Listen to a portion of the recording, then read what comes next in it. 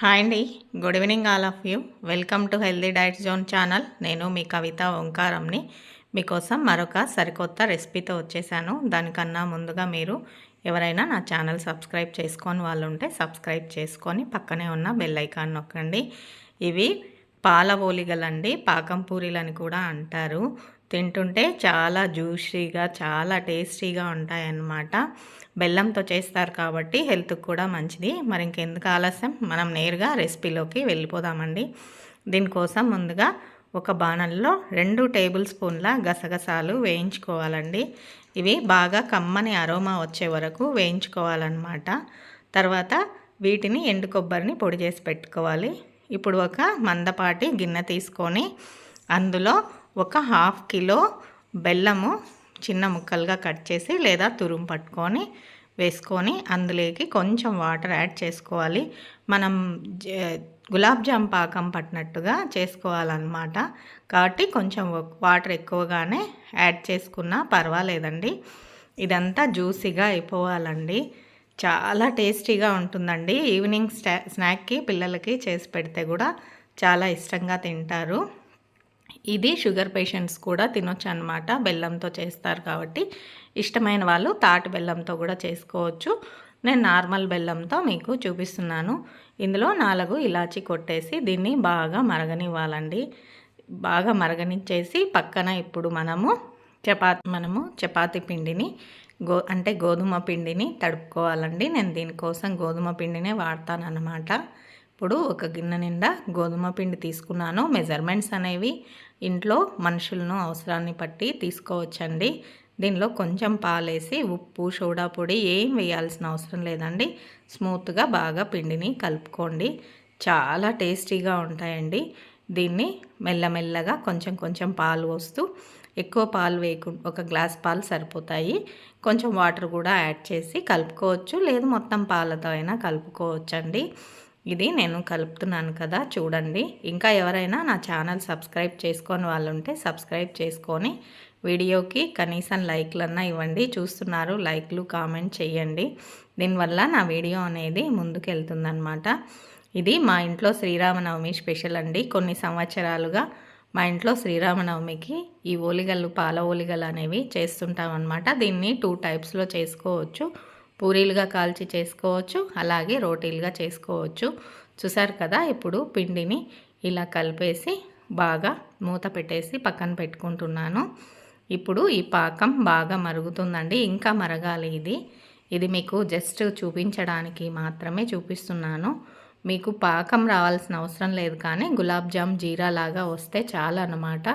ఇప్పుడు మనము దీనిలో ఇది మరుగుతున్నప్పుడే మనము వేయించి పెట్టుకున్న గసగసాలు, ఎండు కొబ్బరి పొడి యాడ్ చేసుకుంటున్నానండి. యాడ్ చేసుకొని మరొక 5-10 నిమిషాలు దీన్ని బాగా మరిగించుకొని పక్కన పెట్టుకోవాలన్నమాట.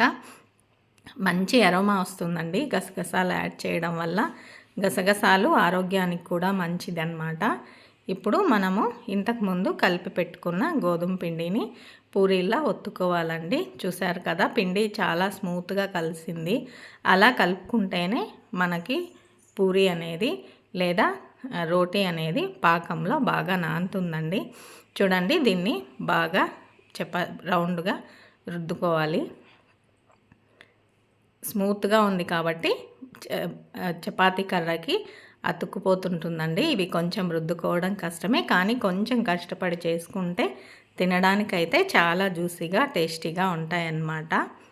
ఇప్పుడు దీనికి హోల్స్ పెట్టుకోవాలన్నమాట. చిన్న చిన్నగా హోల్స్ పెట్టుకోవాలి. ఎందుకంటే పాకము పూరీల్లోకి బాగా పట్టడానికి చిన్న చిన్న హోల్స్ పెట్టుకోవాలన్నమాట. అలాగే ఇప్పుడు మనము అన్ని పూరీలను ఇలాగే రెడీ చేసి పెట్టుకోవాలండి. 1 by 1 పూరీలన్నిటిని ఇలా రుద్దేసి పక్కన పెట్టుకొని పక్కనే కడాయి పెట్టేసి ఆయిల్ బాగా మరిగిన తర్వాత పూరీలు వేసి కాల్చి పక్కన పెట్టుకోవాలి. చూడండి, నేను ఇక్కడ బాణల్లో నూనె వేడి చేశాను. ఇప్పుడు నూనె వేడయింది కదా. ఈ పూరీలు అనేటివి సన్నటి మంట మీద దోరగా వేయించుకుంటున్నానండి.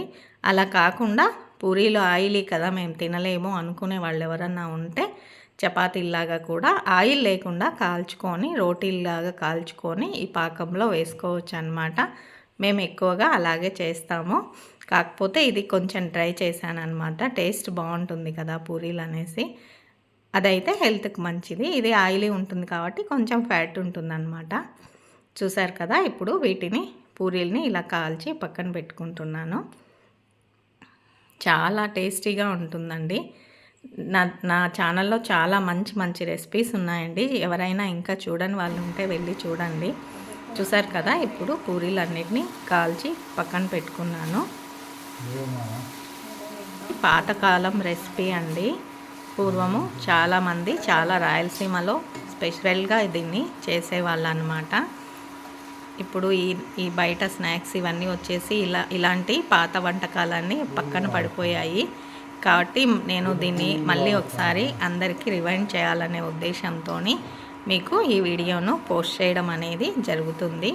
ఇప్పుడు పూరీలన్నీ కాల్చి పెట్టుకున్నాను కదా, పక్కన పెట్టుకొని మనం కాంచిన పాకం ఉంది కదా, ఈ పాకంలో పూరీలన్నీ వేసేసి దాని మీద జ్యూస్ వేసుకోవాలండి.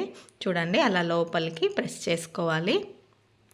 దానివల్ల పూరీలు అనేవి బాగా నానతాయన్నమాట.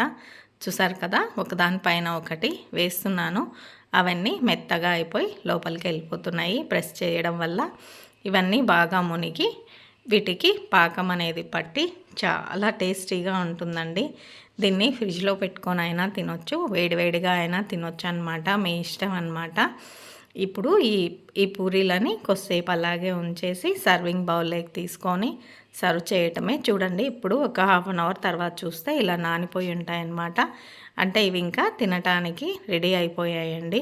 చూసారు కదా, జ్యూస్ కూడా బాగా వస్తుంది. ఎంత పీల్చుకున్నా కూడా మనకి జ్యూస్ అనేది కూడా మిగిలింది కాబట్టి ఇవి జ్యూసీగా ఉంటాయండి తినేటప్పుడు, ఆ జ్యూస్ వేసుకొని తింటే. మరి ఇంకెందుకు ఆలస్యం, మీరు కూడా ట్రై చేసి ఎలా ఉందో కామెంట్ బాక్స్లో పోస్ట్ చేయడం